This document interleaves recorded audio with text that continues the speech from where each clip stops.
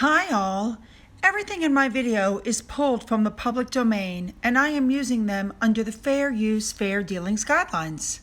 Everything I say is my own opinion.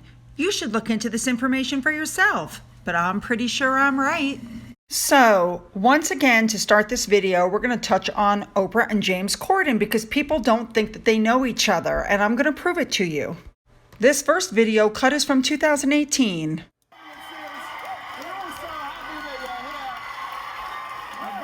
Appreciate it. Oprah, this is your first time on the show. Thank you for being here.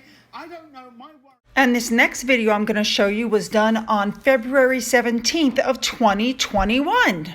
Actually, not even happy, more delighted to welcome Emmy winner, Tony Award winner, and a 2021 Golden Globe nominee, James Corden. Hi, James. Lovely intro. How are you? It's so nice to see you. How you doing? So good. If my research is correct, then he is also represented by Sunshine Sachs, just like Harry, Meghan, and Oprah. So as I said before, James Corden, Oprah, Harry, and Meghan set up all of those interviews and they released them in tandem. Harry had his say, and next up, Meghan's going to have her say. And now, on to the topic of today's video. So what I'm going to do first is play for you some of the constant word salad dribble that comes out of Meghan's mouth. Notice the word salad, notice the repetitive words, notice the buzzwords. So if Meghan's voice really bothers you, plug your ears. Here we go. A moment to celebrate kindness and compassion through compassionate communities of compassion. It was worth every effort. It's all been worth every effort. Mm-hmm. Listen to all the noise out there, and you just All of that noise. drown out that noise. As nourishment, His nourishment is in terms they nourish their neighbors. To feel community. communities come As a together. community is so important. It's about being authentic. It's a really authentic and organic. I think you guys get the point about her buzzwords, but the ones that really get me is when she's talking about kindness and compassion. She has shown absolutely no caring or, anything for her sister, for her dad, or for her brother. And that's just on the one side of the family. She's run the other side off as well. And of being fair, that Meghan is aware that a lot of people don't like her because of the way she's treated her family. And word out is that she's going to be addressing that on the Oprah show. And I'm calling it the show, not the interview, because we all know Meghan's going to put on her best acting skills, which are D-list at best, and trying to get everybody's sympathy. So anyway, the word out is that she's going to be addressing that. Who knows what she's going to say? She may say kind things, to try to appease everybody. There's just no way to know until it airs. But if they really love meeting people and hearing their stories, maybe they should start with Harry meeting Meghan's dad.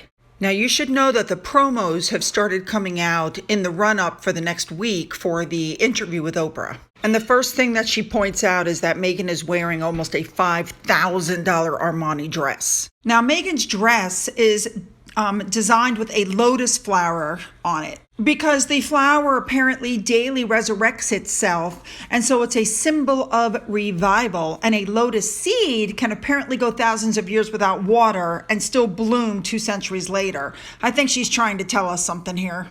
I noticed that Meghan has her hand stuck to her stomach again. Make sure everybody sees that baby bump. And I also noticed that she's copying Diana again. Remember when Diana did her interview, she had on this dramatic black eye makeup and her shirt was black. Here's a photo to remind you, just in case. And also here's a close-up of Diana's face also to remind you of the heavy black makeup that was so shocking to people and the black shirt. And in case you missed it, that's Diana's bracelet that Meghan is wearing. I think Diana would be horrified with all of this. It seems to me after watching the first promo that Harry took a swipe at Charles. And of course referenced his mother as he always does. Why don't you guys listen and tell me what you think? And make sure you note the buildup of the sympathetic music in the background and the staging. Really relieved and happy to be sitting here talking to you with my wife by my side. Because I can't begin to imagine what it must have been like for her going through this process by herself all those years ago, because it has been unbelievably tough for the two of us, but at least we had each other. So once again, he's referencing his mom to grease the skids, and he's playing the sympathy card. We all knew the victim narrative was coming. I just didn't think he was going to lay it on that thick. Now, of course, they have removed Diana's photo from their website. They're moving on, and they put up a picture of them where they went to baby. Remember that one where they showed up for 20 minutes, merched the clothes, copyrighted the photos, and then left? This is the one where they asked for the private jet, and they were told no. Maybe this is why they took the picture down? I mean, it's quite possible they had to agree to something. And of course, let's not forget that there was a snipe between Harry and Meghan and the palace over the word service, and it appears that they have taken another swipe at the Queen with the update to their website. So what they did was they changed the Archewell logo to include the words service, compassion, action, and community. And as you saw earlier, those are some of Meghan's buzzwords, that you hear from her all the time. Now, who remembers when Meghan said this? Enough to just survive something, right? Like, that's not the point of life. You've got to thrive. So here's what I don't get. They wanted to thrive. They moved to LA. They made multi-million-dollar deals with everybody under the sun. They show up to do their work. I mean, they have a child. They have another on the way. They live in a mansion. But apparently they don't feel that they're thriving. So what is it that they're missing? Well, actually, that's a very easy thing to answer. They're missing being liked. They're missing the adoration, the crowds, the fans. Harry, Meghan, here, have some flowers. They don't get any of that anymore. Let's be honest, people. The only thing that they've lost are some patronages in the UK that they weren't doing anything with, and Harry lost his military appointments. But what are you going to do? Be the Royal Captain General from, 8,000 miles away? I believe, deep down in my heart, I believe that this is payback to the royal family for removing their stuff from them. And how many more times are we going to have to listen to the victim narrative and how it relates to Diana? He wails about Diana. He complains about Diana. He tries to compare his wife to Diana. He doesn't even bring up the fact that it's been proven that Diana manipulated the media herself. It's the tabloids' fault. It's the UK's fault. It's his family's fault. It's everybody's fault. But he's a 40-year-old man. Everybody loses their parents. I mean, at some point, he's got to grow the heck up. Maybe he should consider the driver was drunk and the fact that his mom wasn't wearing a seatbelt, but I'm sure he'll spin it that somehow that's the paparazzi's fault also. So as I've stated in previous videos, I think these two thought that they could do what they want, say what they want, nobody would ever question them, and everybody would just adore them and love them, and that is not what has happened at all. And I would really like to point out that 90% of the interview that Diana gave to Martin Bashir, 90% was about her relationship with Charles and how that relationship went down. It had nothing really to do with the royal family at that point. It was a let's slam my husband thing. In the end, one of my Twitter followers said it best. Why can't they just be honest and admit that they wanted a life away from royal rules and protocols and the freedom to make money in the U.S.? Pretty sure people would have just accepted that. Instead, they keep attacking the very venue that opened the door for them. And let's not forget, we already know they're liars. That was what they wanted initially, because remember the whole thing about privacy, it's dangerous privacy. Now it's the place was toxic, the UK was bad, the family tried to silence us. I mean, it's turned into a whole victim narrative. Let's just be honest, people. These two really have nothing to sell. They're cheesy. They have no real talents. They want people to donate money to them where they can live off 95% of the profits. People really don't like her at all, and it just didn't work out the way they'd hoped.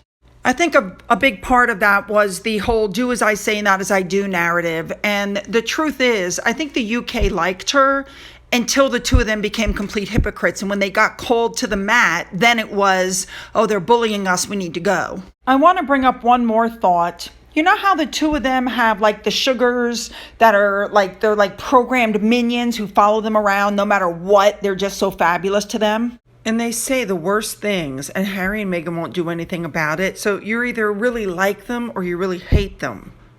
But they won't do anything to check them.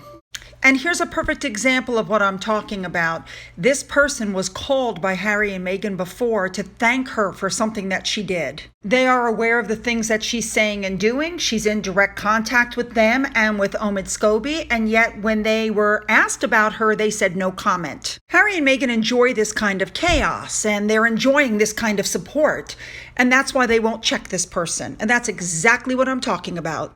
So they shouldn't preach to anybody about community and compassion when these are the followers that Meghan is in touch with. I'm sorry, she's a hypocrite.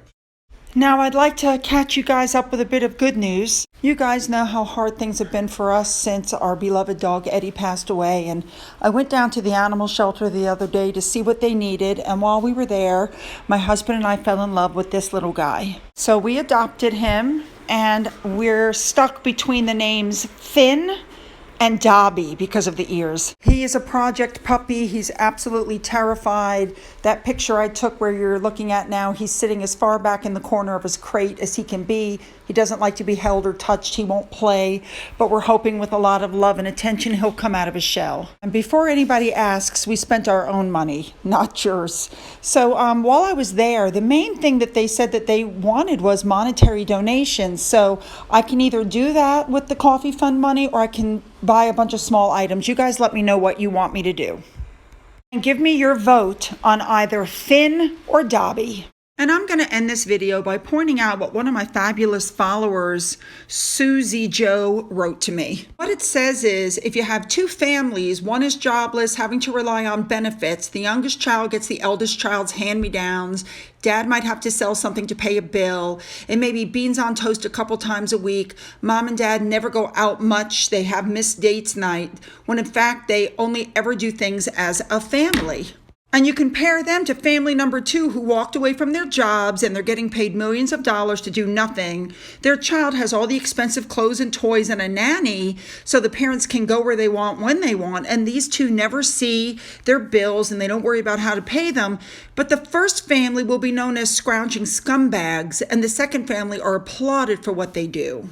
And I love the ending where it says, oh, and the first words from Child and Family 1 were mama and dada and not crocodile. I guess Archie's next word is going to be hippopotamus. I mean, we all saw the video of Archie talking. The boy has never said crocodile, but for some reason they want everybody to believe that he's just the smartest child in the world with the most advanced vocabulary. And I want to throw my best wishes out to Philip, who's now on day 14 of his hospitalization. I cannot imagine what the Queen's going through. You guys, I can only say that I hope this is the final nail in the coffin and the Queen turns around and takes their titles and says, you know what, you are now going to have nothing. So make sure to leave your comments and thoughts below. You know I love reading them. Don't forget to hit that subscribe button and the bell. Don't forget to follow me on Twitter. You can email me, SueSmith1112 at Yahoo. Don't forget that coffee fund. And as always, have a great day.